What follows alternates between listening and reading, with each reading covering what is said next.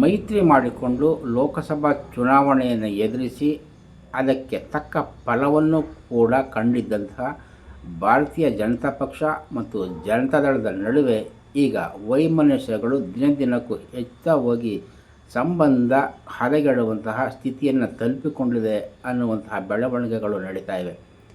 ಮುಖ್ಯಮಂತ್ರಿ ಸಿದ್ದರಾಮಯ್ಯ ಅವರು ಮೂಲ ಹಗರಣದಲ್ಲಿ ಸಿಲುಕಿಕೊಂಡಂತಹ ಸಂದರ್ಭದಲ್ಲಿ ಭಾರತೀಯ ಜನತಾ ಪಕ್ಷ ಪಾದಯಾತ್ರೆಯನ್ನು ಹಮ್ಮಿಕೊಳ್ತು.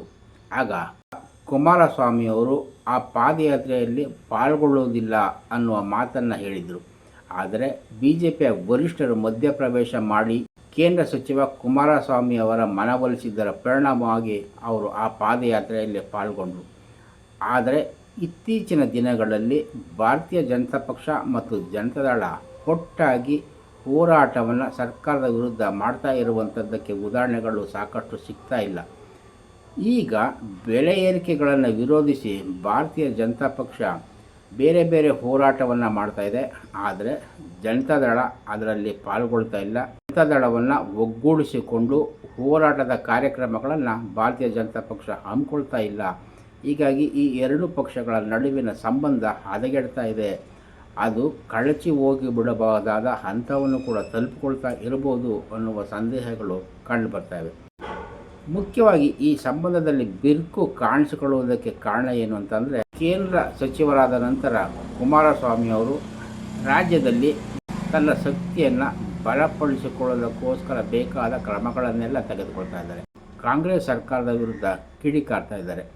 ಹೀಗಾಗಿ ಎಲ್ಲೋ ಒಂದು ಕಡೆ ಸ್ವಾಮಿಯವರು ಬಲವಾಗಿ ಬೆಳೆದಷ್ಟು ಅದು ಭಾರತೀಯ ಜನತಾ ಪಕ್ಷದಲ್ಲಿ ಇರುವಂತಹ ರಾಜ್ಯ ನಾಯಕರ ನಾಯಕತ್ವಕ್ಕೆ ಹೊಡೆತವನ್ನು ನೀಡ್ತದೆ ಅನ್ನುವಂಥದ್ದು ವಿಜೇಂದ್ರ ಅವ್ರಿಗಾಗಲಿ, ಆರ್ ಅಶೋಕ್ ಅವ್ರಿಗಾಗಲಿ, ಅಶ್ವಥ್ ನಾರಾಯಣ ಅವ್ರಿಗಾಗಲಿ ಅನೇಕ ಬಿ ಜೆ ಪಿ ನಾಯಕರ ಮನಸ್ಸಿನಲ್ಲಿ ಒಳಮೂಡಿರುವುದು ಸಹಜ. ಹೀಗಾಗಿಯೇ ಕುಮಾರಸ್ವಾಮಿಯವರು ಬೆಳೀತಾ ಹೋದಷ್ಟು ತಮ್ಮಗಳ ನಾಯಕತ್ವ ಶೂನ್ಯ ಆಗ್ತಾ ಹೋಗ್ತದೆ ಅನ್ನುವ ಕಾರಣದಿಂದಾಗಿಯೇ ಅವರು ಜನತಾದಳದ ಅಥವಾ ಕುಮಾರಸ್ವಾಮಿಯವರ ಜೊತೆಗಿನ ಮೈತ್ರಿಯನ್ನು ಮುಂದುವರಿಸಿಕೊಂಡು ಹೋಗುವುದಕ್ಕೆ ಸಕಾರಾತ್ಮಕವಾಗಿ ಸ್ಪಂದಿಸ್ತಿಲ್ಲ. ಅದರ ಪರಿಣಾಮವಾಗಿ ಜನತಾದಳವನ್ನು ಬದಿಗೆ ಇಟ್ಟು ತನ್ನದೇ ಆದ ಕಾರ್ಯಕ್ರಮವನ್ನು ರೂಪಿಸಿಕೊಳ್ಳುವುದರಲ್ಲಿ ನಿರತ ಆಗಿದೆ. ಇದು ಈ ಎರಡೂ ಪಕ್ಷಗಳ ನಡುವೆ ಸಂಬಂಧವನ್ನು ಹದಗೆಡಿಸ್ತಾ ಇದೆ. ಇದರಿಂದಾಗಿಯೇ ಸಮನ್ವಯದ ಕೊರತೆ ಇದ್ದು ಸಮನ್ವಯ ಸಮಿತಿಯನ್ನು ರಚನೆ ಮಾಡಬೇಕು ಅನ್ನುವಂತಹ ಮಾತುಗಳನ್ನು ಕೂಡ ಜನತಾದಳದ ಮುಖಂಡರು ಆಡ್ತಾ ಇದ್ದಾರೆ. ಕೇಂದ್ರ ಸಚಿವರಾಗಿರುವ ಕುಮಾರಸ್ವಾಮಿಯವರು ಮಾಜಿ ಪ್ರಧಾನಿ ದೇವೇಗೌಡರ ಕಾರಣದಿಂದಾಗಿ ಪ್ರಧಾನಿ ನರೇಂದ್ರ ಮೋದಿಯವರಿಗೆ ಆಪ್ತರಾಗಿದ್ದಾರೆ ಮತ್ತು ನಂಬಿಕಸ್ಥರಾಗಿದ್ದಾರೆ. ಹೀಗಾಗಿಯೇ ಅವರನ್ನು ಬೆಳೆಯುವುದಕ್ಕೆ ಸಾಕಷ್ಟು ಅವಕಾಶಗಳನ್ನು ಕೂಡ ಮೋದಿಯವರು ಕೊಡ್ತಾ ಇದ್ದಾರೆ ಅನ್ನುವ ಮಾತುಗಳು ಇದ್ದರೂ ಅದು ಭಾರತೀಯ ಜನತಾ ಪಕ್ಷದಲ್ಲಿ ಇರುವಂತಹ ರಾಜ್ಯ ನಾಯಕರುಗಳಿಗೆ ಸಹಿಸೋದಕ್ಕೆ ಆಗ್ತಾ ಇಲ್ಲ. ಕುಮಾರಸ್ವಾಮಿಯ ಬೆಳವಣಿಗೆ ಅಂದರೆ ಅದು ಮುಂದಿನ ದಿನಗಳಲ್ಲಿ ತಮ್ಮ ನಾಯಕತ್ವ ಇಲ್ಲದಂತೆ ಆಗುವಂಥದ್ದು ಆಗಿಬಿಡ್ತದೆ. ಮುಖ್ಯಮಂತ್ರಿ ಆಗುವಂತಹ ಸಂದರ್ಭಗಳೇನಾದರೂ ಉಂಟಾದರೆ ಆಗ ಕುಮಾರಸ್ವಾಮಿಯವರೇ ಆ ಸ್ಥಾನವನ್ನು ಏರ್ತಾರೆ. ಭಾರತೀಯ ಜನತಾ ಪಕ್ಷದವರಿಗೆ ಆ ಅವಕಾಶ ಲಭಿಸದಂತೆ ಆಗಿಬಿಡ್ತದೆ ಅನ್ನುವ ಆತಂಕದಿಂದ ಜನತಾದಳದ ಜೊತೆ ಮೊದಲಿನಷ್ಟು ವಿಶ್ವಾಸವನ್ನು ಕುಮಾರಸ್ವಾಮಿಯವರ ನಾಯಕತ್ವವನ್ನು ಅಷ್ಟಾಗಿ ಒಪ್ಪದೇ ಇರುವಂತಹ ಭಾರತೀಯ ಜನತಾ ಪಕ್ಷದವರು ಸಂಬಂಧವನ್ನು ಕಡಿದುಕೊಳ್ಳುವುದರತ್ತಲೇ ಹೆಚ್ಚು ಆಸಕ್ತಿಯನ್ನು ಹೊಂದಿದ್ದಾರೆ ಅನ್ನುವ ಮಾತುಗಳು ಕೂಡ ಕೇಳಿಬರ್ತವೆ. ಈಗಾಗಲೇ ಭಾರತೀಯ ಜನತಾ ಪಕ್ಷದಲ್ಲಿ ಬಸವನಗೌಡ ಪಾಟೀಲ್ ಯತ್ನಾಳನ್ನು ಉಚ್ಚಾಟನೆ ಮಾಡಲಾಗಿದೆ.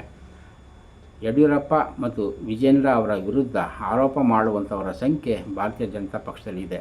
ಹಾಗೆಯೇ ಆರ್ ಅಶೋಕ್ ಮತ್ತು ವಿಜೇಂದ್ರ ಅವರ ನಡುವೆನೂ ಕೂಡ ಸಾಮರಸ್ಯದ ಕೊರತೆ ಕಂಡುಬರ್ತಾ ಇದೆ. ಸದನದಿಂದ ಭಾಜಪದ ಶಾಸಕರುಗಳನ್ನು 6 ತಿಂಗಳ ಕಾಲ ಉಚ್ಚಾಟನೆಯನ್ನು ಸಭಾಧ್ಯಕ್ಷರು ಮಾಡಿದ್ದಾರೆ. ಆ ಕುರಿತಂತೆಯೂ ಕೂಡ ಹೋರಾಟವನ್ನು ಮಾಡುವಂತಹ ಸಂದರ್ಭದಲ್ಲಿಯೇ ವಿರೋಧ ಪಕ್ಷದ ನಾಯಕರಾಗಿರುವಂತಹ ಆರ್ ಅಶೋಕ್ ಅವರು ಸಭಾಧ್ಯಕ್ಷ ಯು ಟಿ ಖಾದರ್ ಅವರಿಗೆ ಪತ್ರವನ್ನು ಬರೆದು 18 ಶಾಸಕರ ಅಮಾನತನ್ನು ವಾಪಸ್ಸು ತೆಗೆದುಕೊಳ್ಬೇಕು ಅನ್ನುವ ಪತ್ರವನ್ನು ಬರೆದಿರುವುದು ಈಗ ವಿಜೇಂದ್ರ ಮತ್ತು ಅಶೋಕ್ ನಡುವೆ ದೊಡ್ಡ ರೀತಿಯ ವೈಮನಸ್ಯಕ್ಕೆ ಕಾರಣ ಆಗಿಬಿಟ್ಟಿದೆ.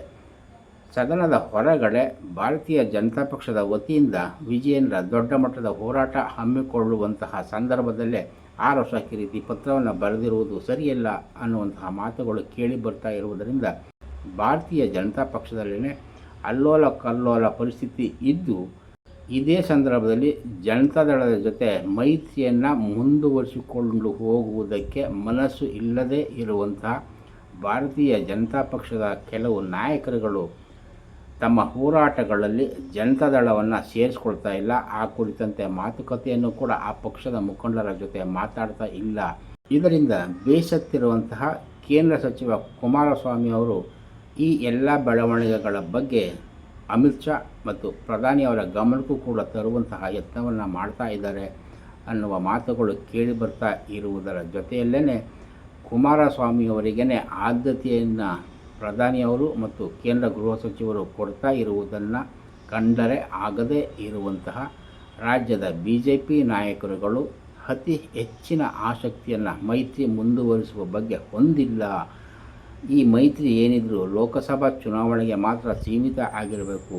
ಸ್ಥಳೀಯ ಸಂಸ್ಥೆಗಳ ಚುನಾವಣೆಗಳಲ್ಲಾಗಲಿ ವಿಧಾನಸಭಾ ಚುನಾವಣೆಗಳಲ್ಲಾಗಲಿ ಈ ಮೈತ್ರಿ ಇರಬಾರ್ದು ಅನ್ನುವಂತಹ ತಮ್ಮ ಅಭಿಪ್ರಾಯವನ್ನು ಕೂಡ ವ್ಯಕ್ತಪಡಿಸ್ತಾ ಇದ್ದಾರೆ ಅನ್ನುವ ಮಾತುಗಳು ಕೇಳಿ ಬರ್ತಾ ಇರುವುದರಿಂದ ಜನತಾದಳ ಮತ್ತು BJPಯ ಸಂಬಂಧ ಯಾವತ್ತಿಗೆ ಅಂತ್ಯ ಆಗಿಬಿಡ್ತದೆ ಅನ್ನುವ ಕುತೂಹಲಗಳು ಕೂಡ ಇದ್ದು, ಇದನ್ನು ಸರಿಪಡಿಸೋದಕ್ಕೆ BJPಯ ಮುಖಂಡರು ಯಾವ ರೀತಿಯ ತಂತ್ರಗಳನ್ನು ಹಿಡಿತಾರೆ, ಕುಮಾರಸ್ವಾಮಿಯವರನ್ನು ವಿಶ್ವಾಸಕ್ಕೆ ತೆಗೆದುಕೊಂಡು ಜನತಾದಳವನ್ನು ಜೊತೆಲೇ ಇಸ್ಕೊಂಡು ಹೋಗ್ತಾರಾ, ಅಥವಾ ನೆರೆಯ ಮಹಾರಾಷ್ಟ್ರದಲ್ಲಿ ಏಕನಾಥ ಶಿಂದೆ ಅವರನ್ನು ಮೊದಲಿಗೆ ಉತ್ತಮ ರೀತಿಯಲ್ಲಿ ಬಳಸಿಕೊಂಡು ವಿಧಾನಸಭಾ ಚುನಾವಣೆಯ ನಂತರದಲ್ಲಿ ಅವರನ್ನು ಒಂದು ರೀತಿ ಸೈಡ್ಗೆ ತಳ್ಳಿರುವಂತಹ ಸ್ಥಿತಿಯೇ ಕುಮಾರಸ್ವಾಮಿಯವರಿಗೂ ಮುಂದಿನ ದಿನಗಳಲ್ಲಿ ಕಾಯ್ದಿದೆಯಾ ಅನ್ನುವಂತಹ ಚರ್ಚೆಗಳು ರಾಜಕೀಯ ವಲಯದಲ್ಲಿ ಕೇಳಿ ಬರ್ತಾ ಇರುವಂಥದ್ದು ವಿಶೇಷ ಆಗಿದೆ ಅನ್ನುವ ಮಾತನ್ನು ಹೇಳ್ತಾ ಈ ಸಂಚಿಕೆಯನ್ನು ಮುಗಿಸ್ತೇನೆ.